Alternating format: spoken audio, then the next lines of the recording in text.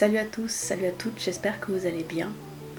Je sais qu'au niveau du titre, il va y avoir beaucoup de personnes qui vont pas me croire.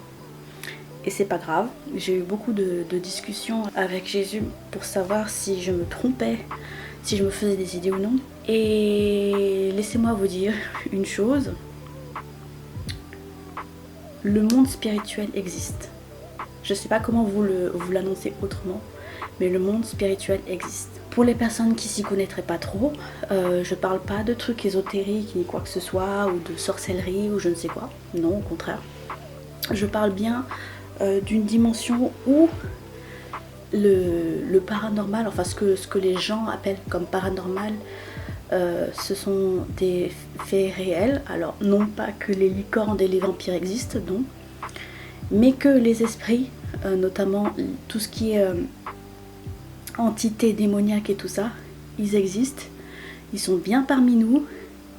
Et pour les personnes qui sont nouvelles en Christ ou qui sont chrétiennes depuis un certain temps et pratiquants, parce que c'est pas parce que on est issu d'une famille catholique, protestante ou croyante en règle générale que ça fait de nous des chrétiens nés à nouveau. Il ne s'agit pas d'une religion, il s'agit d'une relation avec Jésus-Christ.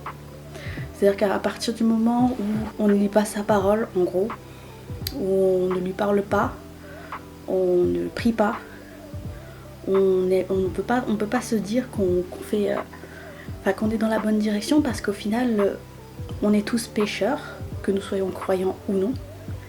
Et on est tous plus ou moins au courant que ce qu'on fait c'est bien ou c'est pas bien, mais on ne sait pas à quel degré en fait. Si on veut vraiment la vérité, et là je parle pas uniquement de moi en tant que nouvelle chrétienne ni quoi que ce soit, qui a commencé à lire la Bible il y a un mois, mais si on veut vraiment connaître la vérité, il faut lire la parole avant tout. J'en apprends tous les jours et c'est comme ça qu'en avançant jour après jour, je reçois cette conviction comme quoi il faut que je vous en parle absolument, c'est que le monde spirituel existe.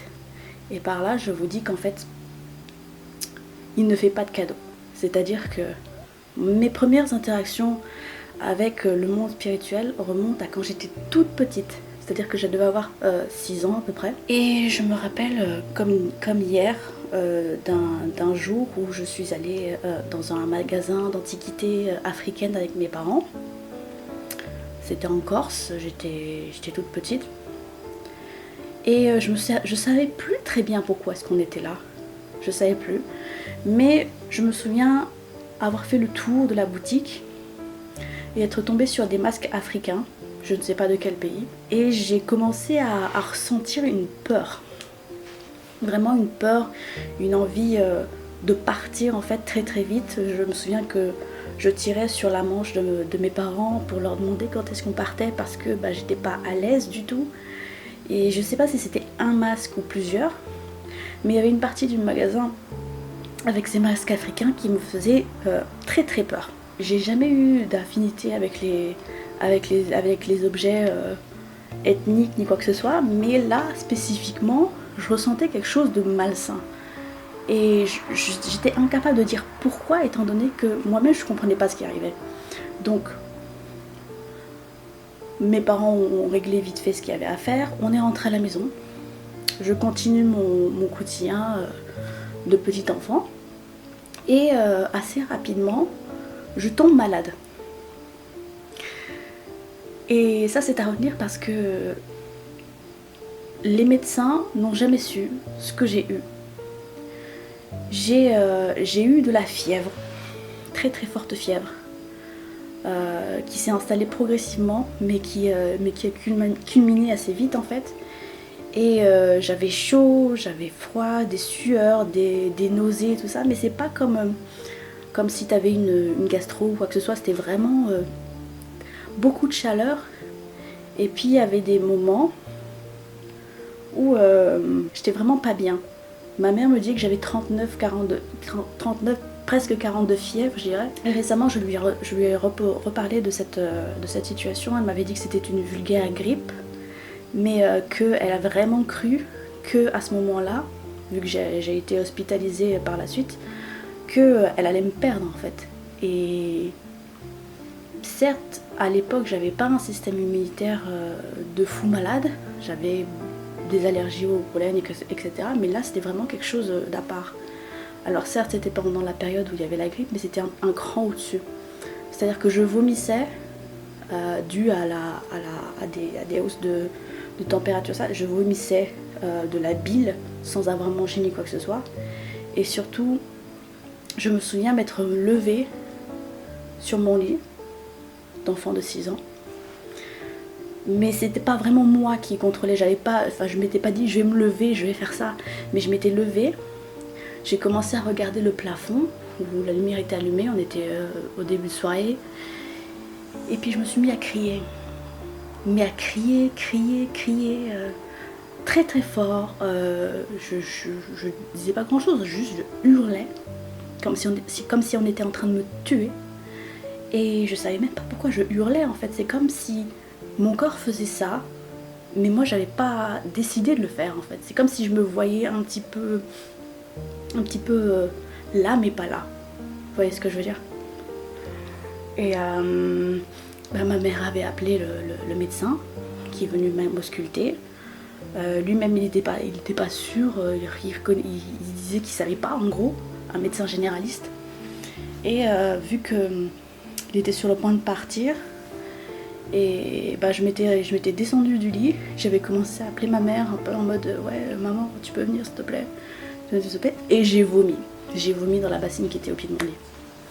De là ils m'entendent vomir depuis le rez-de-chaussée, ils remontent en courant limite, et puis c'est là qu'ils décident de me faire interner à l'hôpital parce que c'était trop c'était trop pour lui de ses compétences, et j'ai été internée dans la soirée quoi. Et en arrivant à l'hôpital, on me fait faire des examens et tout ça. Et moi je sens que si c'était des épisodes de délire ou je ne sais quoi, ça s'est calmé. Mais j'avais toujours de la fièvre et tout ça. Mais j'étais beaucoup plus calme et je ne vomissais plus. Ce qui était curieux. Je rentre en chambre. Puis je continue à avoir des sueurs et tout ça, et je commence à avoir des choses, enfin des personnes qui sont là à l'hôpital. Et je suis pas très à l'aise parce que ces personnes me regardent d'une façon très étrange. Et je le fais remarquer à ma mère, je me souviens très bien, je lui ai dit oui maman, pourquoi la dame elle me regarde comme ça là? Parce qu'en fait je voyais une fille à peine plus âgée que moi en gros, ouais, devait avoir quoi, 10, 11 ans, 12 grand maximum, qui était assise sur le lit, pas en face du mien parce que c'était des chambres où il y avait 6 lits, et moi j'étais sur le lit du milieu. Je me souviens qu'il y avait un lit qui était à ma droite et puis un lit qui était à ma gauche, puis devant moi t'avais un autre lit, puis un autre sur la droite et un autre sur la gauche. Et moi je voyais quelqu'un sur le lit, pas en face de moi mais un peu sur la gauche, qui me regardait intensément, sans rien dire ni quoi que ce soit. Et du coup je dis à ma mère oui, elle me regarde bizarrement, je suis pas à l'aise. Donc ma mère elle regarde et elle me dit mais il y a personne. Et là je me pose des questions parce que je me dis mais je vois bien qu'il y a quelqu'un quoi, pas comme si voilà, ça c'est quelque chose qui continue. Bon, et puis je suis retenue à l'hôpital combien de temps, je crois 24 heures, 48 heures grand maximum avant d'être autorisée à rentrer à la maison, parce que en fait les symptômes sont partis un peu comme ils sont venus. Je crois qu'on m'a donné quelques médocs vite fait contre la fièvre et tout ça, mais rien de foufou. On m'a pas fait de transfusion sanguine, on n'a rien fait du tout. Et je suis rentrée à la maison. Et depuis ce jour-là, ces phénomènes comme quoi je vois des gens, j'entends parfois des gens, c'est resté. C'est resté, et j'ai 29 ans, je vais avoir 30 ans à la fin de l'année. Et ça a toujours été là. En général, c'était des trucs assez éphémères qui duraient quelques secondes avant de partir comme ça. En ayant parlé, ce que j'ai voulu savoir ce que c'était, j'ai demandé au Seigneur ce que c'était. Et je lui ai exprimé mes doutes et tout ça. Et j'ai l'intime conviction, d'après son attitude et tout ça, que je me trompe pas en fait, que c'était vraiment comme une espèce de comme une espèce de possession en fait. C'est-à-dire que j'étais pas dans le contrôle de mon corps lorsque je suis tombée malade. Les médecins n'ont jamais su ce que c'était. J'ai été traitée comme si c'était une vulgaire grippe, mais ça c'est parti comme si... Enfin je veux dire, les symptômes sont partis comme si j'avais jamais rien eu. Mais ça a toujours ces effets secondaires, entre guillemets, comme quoi je vois des choses qui ne sont pas là, je vois des gens qui ne sont pas là. C'est pas de manière systématique, c'est pas tous les jours, mais bon, ça arrive plusieurs fois par an. Et c'est une chose qui s'est arrêtée depuis que j'ai accepté Jésus dans ma vie, c'est-à-dire le 16 juin dernier. Et quand je fais cette vidéo, on est en 2024. Donc j'ai senti qu'en fait c'était ça en fait. Il s'était passé quelque chose avec mon corps, probablement dû à ces espèces d'objets dans ces antiquités et tout ça. Et je peux vous dire que c'est quand même assez traumatisant quand on y repense, parce que j'ai jamais cru aux objets maudits. J'ai jamais cru à tout ce qui était malédiction ou je ne sais quoi. Mais ça m'est quand même arrivé. Je ne me souviens pas avoir touché à quoi que ce soit. Mais juste cette sensation de malaise. Il m'est jamais arrivé quelque chose de mauvais par la suite. Je n'ai pas été attaquée physiquement par une entité ni quoi que ce soit. J'ai déjà fait des paralysies du sommeil, 1 ou 2 dans ma vie. J'ai déjà vu des choses qui se baladaient chez moi. Pas des gens, mais genre des espèces d'ombres passées à côté de moi ou dans la périphérie de ma vision en gros. Et moi j'étais persuadée tout ce temps-là que c'était des fantômes, juste des vulgaires fantômes. J'ai beaucoup de doutes à ce niveau-là parce que j'ai compris que l'enfer existait, le paradis existait, et que les morts en fait après la mort, c'est pas le néant, c'est-à-dire que soit on va au paradis, soit on va en enfer. Je me souviens que c'était quelqu'un dans une vidéo sur internet qui parlait beaucoup de ce même genre de vision, comme quoi il voyait des gens qui étaient décédés, et il disait que c'était pas des fantômes juste, c'était des démons qui prenaient l'apparence de personnes décédées pour nous induire en erreur, en gros. Et je ne sais pas pourquoi, probablement pour nous pousser à penser certaines choses, pour jouer avec nos sentiments, je ne sais pas. Je suis pas un démon, donc ça reste quelque chose de très mystérieux pour moi. Et c'est pour ça que je me suis dit, du coup c'est pas étonnant que de toute ma vie, je n'ai vu aucun proche de moi décédé.